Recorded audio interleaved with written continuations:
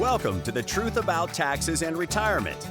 This podcast is brought to you by SavingYouTaxes.com and hosted by J. Barry Watts. As an advanced tax strategist and enrolled agent federally licensed by the IRS, Barry is uniquely qualified to go deeper into the Internal Revenue Code than most accountants. He understands and interprets its provisions, explaining how they'll help you reduce income taxes you owe so you can direct that previously wasted tax money into tax-free accounts that you can enjoy in your retirement years.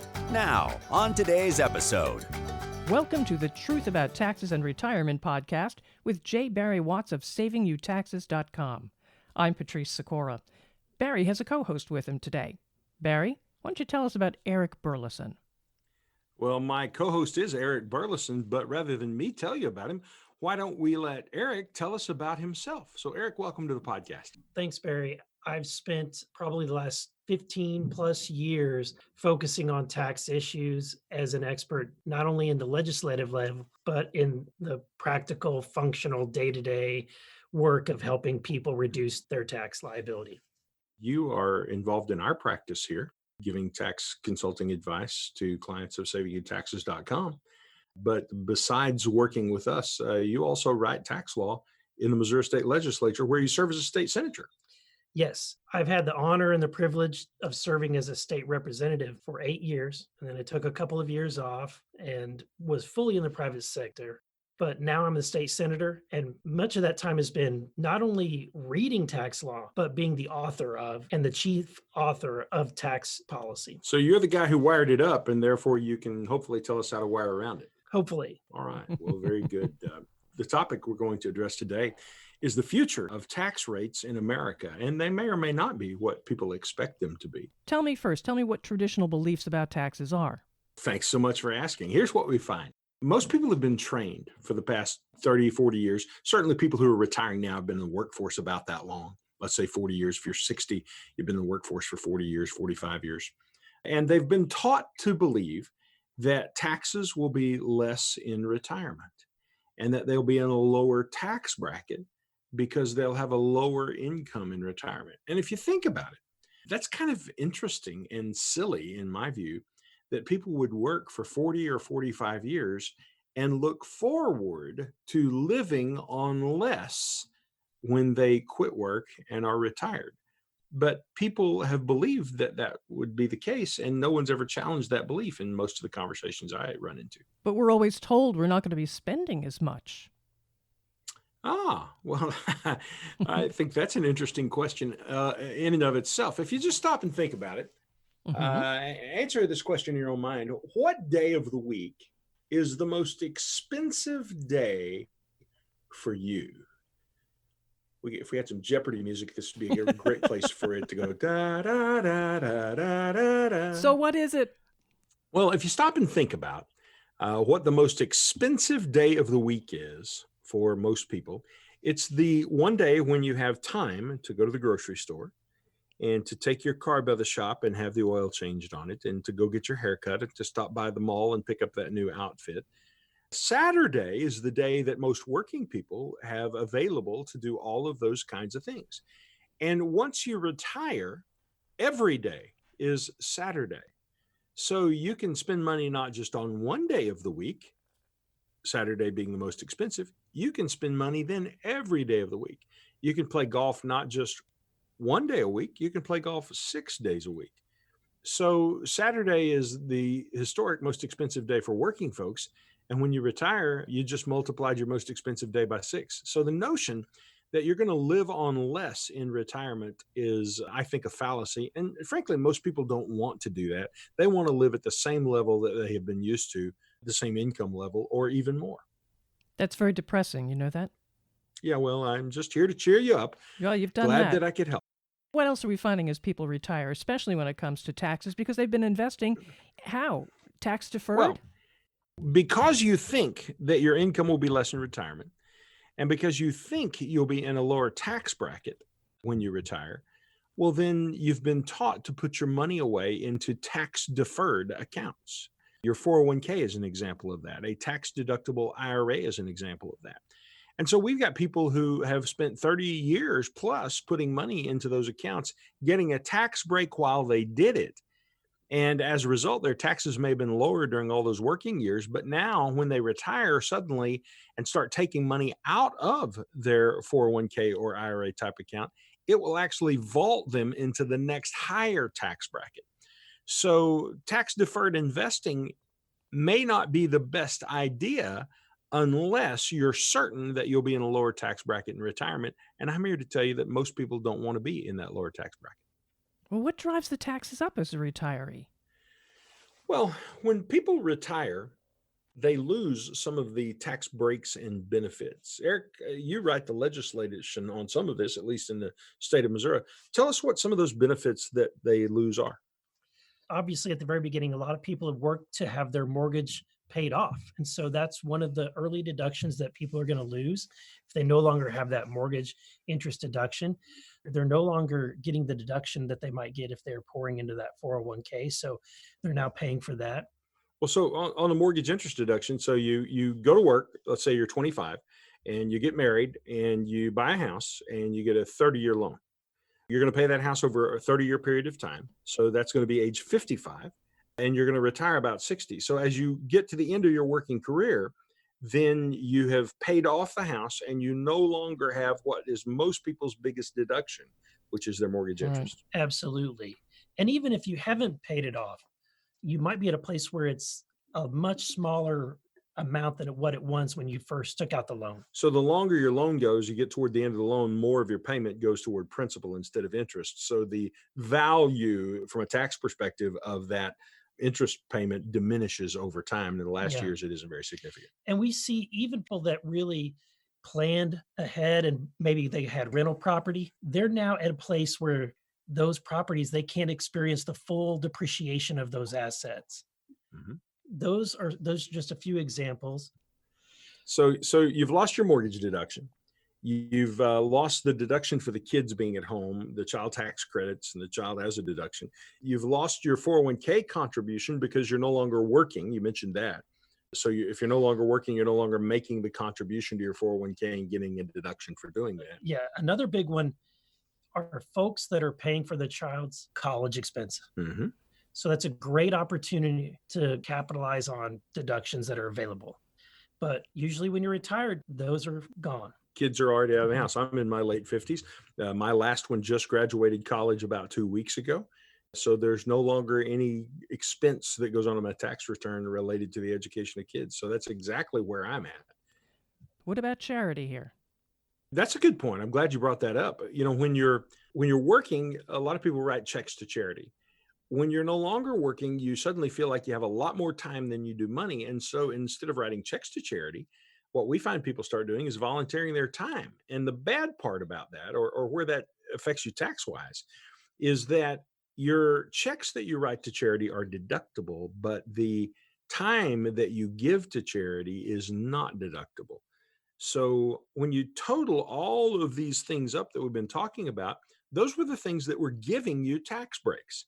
And when all of those disappear, if nothing else changed but just those things disappearing, well, then that alone could cause you to be in a higher tax bracket.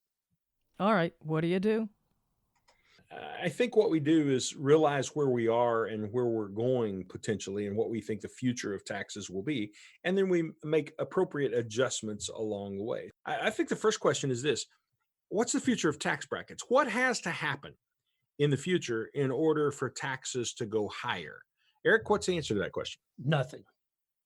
Because it's already baked into the cookie. If Congress does not take action, the tax rates are going to go up because the Trump tax cuts are expected to expire by 2026. Well, they're not just expected to. That's what the legislation said.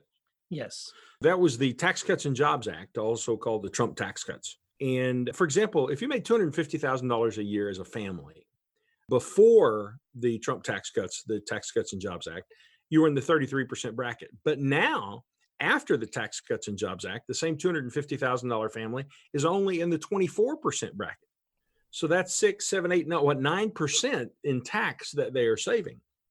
In 2026, that all goes away because the legislation as it was written sunsets those tax breaks.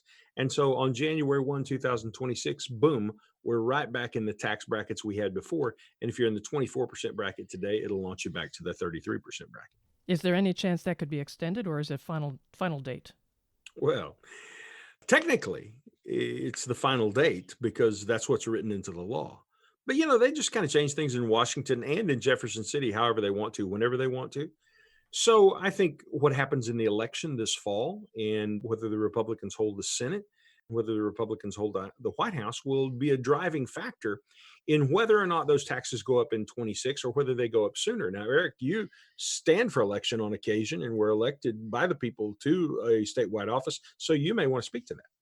I would say that there's no way with a divided House and Senate and president or executive branch that you'll see a tax cut extended unless things change. So with a divided Congress, the way it is a political divide, it's more than likely than not that nothing is going to get passed, and those tax breaks that we experience today are going to go away.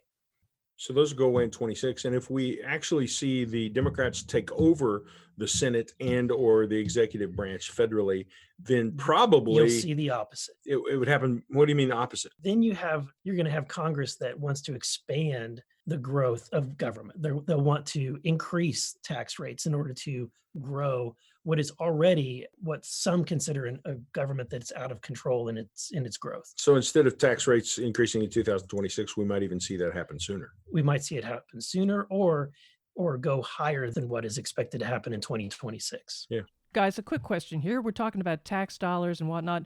Where do the tax dollars go?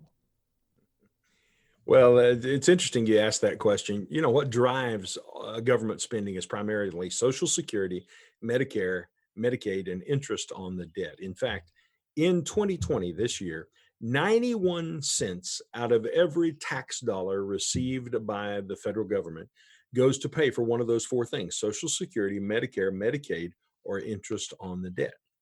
So if you just stop and think about that for a moment and think about where interest rates are right now, they're at historic low levels.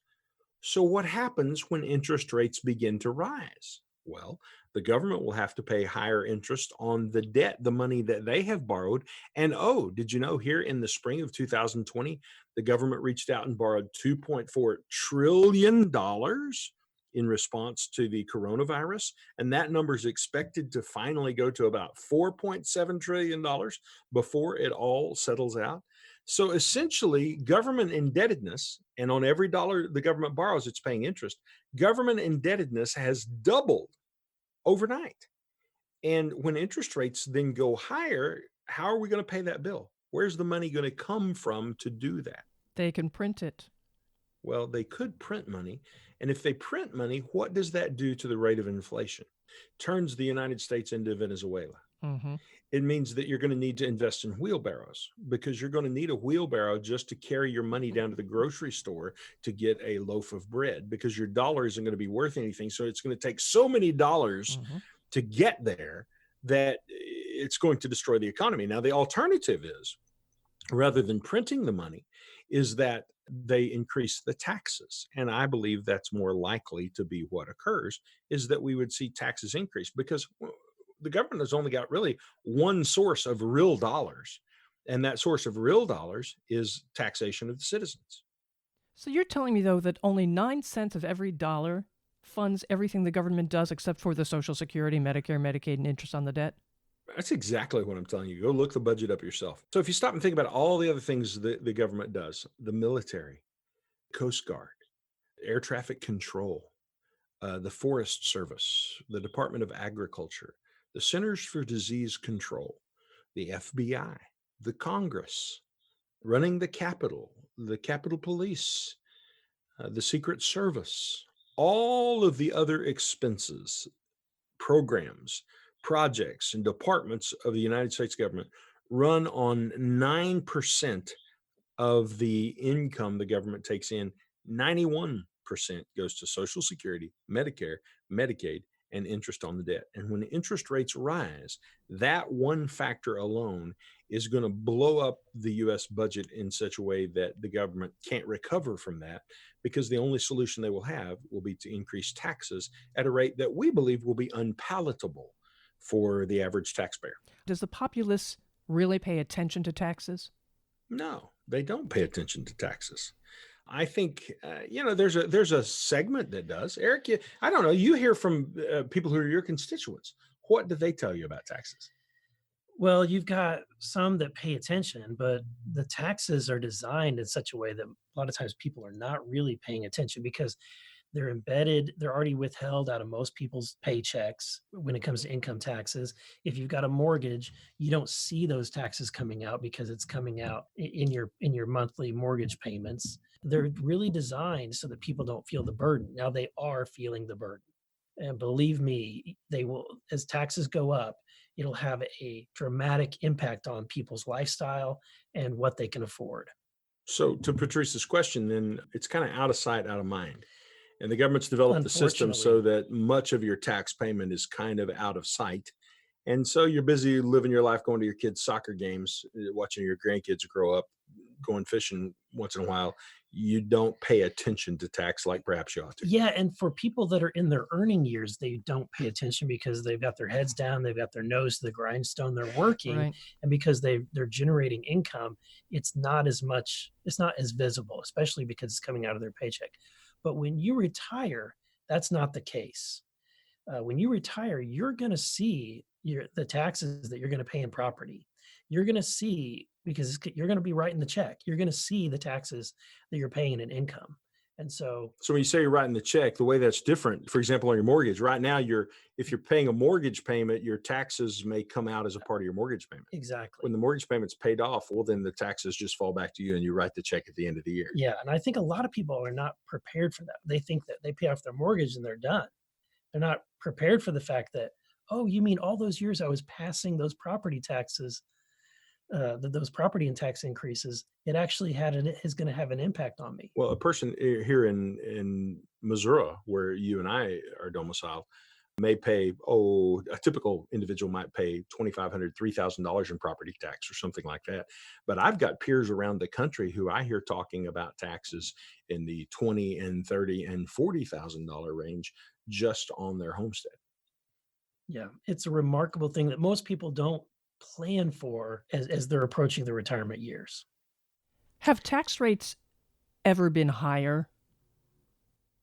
Than they are today? Absolutely. Tax rates have been higher. Tell me about that. In fact, throughout all of the 1970s, the top tax bracket was in excess of 70%. Today, the top tax bracket is 37%. So the fact is, we complain about taxes right now. We feel like taxes are too high, but taxes are pretty much as low right now as they have ever been in the history of the country. So we're in a low tax rate environment. We like to say taxes are on sale. You can pay your taxes cheaper now than ever at any point in the history of the country. And that's why there are some strategic things that we need to do to take advantage of the opportunity right now while taxes are cheap, because we believe taxes are going higher in the future. What should we be doing? The first thing you've got to realize is what taxes are going to do, and you have to make up your own mind about what that's going to look like. The Congressional Budget Office sent a letter to Speaker Paul Ryan when he was in office and told him that the lowest tax brackets in the future would move from 15% to 25%.